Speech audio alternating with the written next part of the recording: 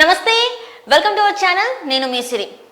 Polling కి ముందే వంగ గీత గారికి అయితే ఓటర్లు అయితే షాక్ నిచ్చారు. అదేంటనేది ఇప్పుడు మనం చూద్దాం. ఏంటంటే అక్కడ పిఠాపురం నుంచి అయితే వైసీపీ అభ్యర్థిగా వంగ గీత గారు ఉన్నారు. అయితే ఇక్కడ ఏమైందంటే కొంతమంది ఓటర్లు మాత్రం అంటే వైసీపీ కార్యాలయం ముందు అంటే గొడవకి అయితే దిగడం జరిగింది. ఎందుకు అంటే ఆ ఓటర్లకి డబ్బులు ఇవ్వలేదు అని చెప్పేసి, కొంతమందికి ఇచ్చారు, కొంతమందికి ఇవ్వలేదు అని చెప్పేసి ఆ కార్యాలయం ముందైతే గొడవకి దిగడం జరిగింది. అండ్ ఇంకొకటి ఏంటంటే ఇక్కడ అంశం ఏంటంటే చాలా మంది వైసీపీ నేతలు ఎవరైతే ఉన్నారో ఓటర్ల దగ్గర ప్రమాణం తీసుకుంటున్నారు. ఖచ్చితంగా మీరు మాకే ఓటేయాలి అని డబ్బులు ఇచ్చి వాళ్ళ దగ్గర నుంచి అయితే ప్రమాణం అయితే తీసుకుంటున్నారు. కానీ ఓటర్లు మాత్రం మేము సస్య మీద ఒట్టు అయితే మాత్రం వెయ్యమని చెప్పేసి వాళ్ళు చెప్పడం జరుగుతుంది.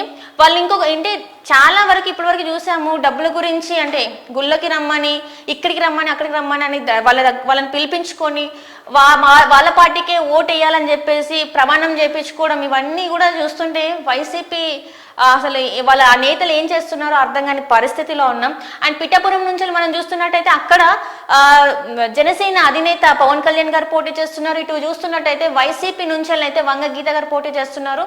సో అక్కడైతే ఇప్పుడు వైసీపీ కార్యాలయం ముందైతే మనం ఇంతకుముందు కూడా చూసినట్టయితే వైసీపీ నేతల ఇంటి ముందుకెళ్ళి మరి ఓటర్లు అయితే చీరలు, ఎవరైతే వాళ్ళు ఓటు కోసం చీరలు ఇచ్చారో వాళ్ళ ఇంటి ముందు వాళ్ళ ఇంటిలోకి విసిరేసిన వీడియో కూడా మనం చూసాము. సో వైసీపీ నేతలు చేసే పనులు ఇలా ఉన్నాయన్నమాట. ఇంకొకటి ఏంటంటే పంచి పెడతామని చెప్పేసి అంటే వాళ్ళ పేరు మీద డబ్బులు తీసుకొని మాకు ఇవ్వట్లేదని కూడా చెప్పడం జరుగుతుంది. వాళ్ళకంటే ఇంతవరకు అయితే వాళ్ళకి డబ్బులు అందలేదు, మేము డబ్బులు ఇచ్చిన వాళ్ళకి ఓటేస్తామని కూడా చెప్పడం జరుగుతుంది. సో మరి చూడాలి వంగగీత గారి పరిస్థితి రేపు ఎలా ఉంటుంది ఏంటనేది, మరి తనకి ఓటు బ్యాంకు పెరుగుతుందా తగ్గుతుందా ఏంటనేది అయితే రేపు తెలుస్తుంది. అండ్ ఇక్కడ మనం చూస్తున్నట్టయితే జగన్మోహన్ రెడ్డి గారు తన లాస్ట్ మీటింగ్ అయితే పిఠాపురంలో పెట్టడం జరిగింది. అక్కడ వంగగీత గారిని గెలిపిస్తే మాత్రం తనకి మంత్రి పదవి ఇస్తానని చెప్పడం కూడా జరిగింది.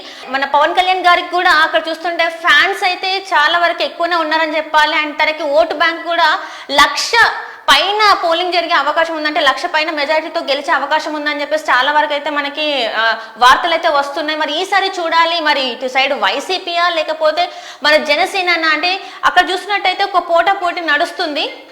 సో ఈసారి మరి పిఠాపురంలో ఎవరిది పైచేయి అవుతుంది ఏంటి అనేది అయితే మనకి మే 13 అంటే రేపు మనకి తెలుస్తుంది. ఓటింగ్ శాతాన్ని బట్టి అక్కడ ఎవరు గెలవబోతున్నారు ఏంటి అనేది అయితే మనకు తెలుస్తుంది. కానీ ఈసారి మాత్రం ఒక టఫ్ ఫైట్ నడుస్తుందని అనుకోవాలి. అండ్ ఇంకొకటి ఏంటంటే ఎప్పుడు లేని విధంగా ఈసారి పంపకాలు కూడా, తాయిలాలు కూడా ఎక్కువనే ఇస్తున్నట్టు మనకి తెలుస్తుంది. ఒక ఓటుకి 2,000 నుంచి 4,000 వరకు కూడా అందుతున్నట్టు తెలుస్తుంది.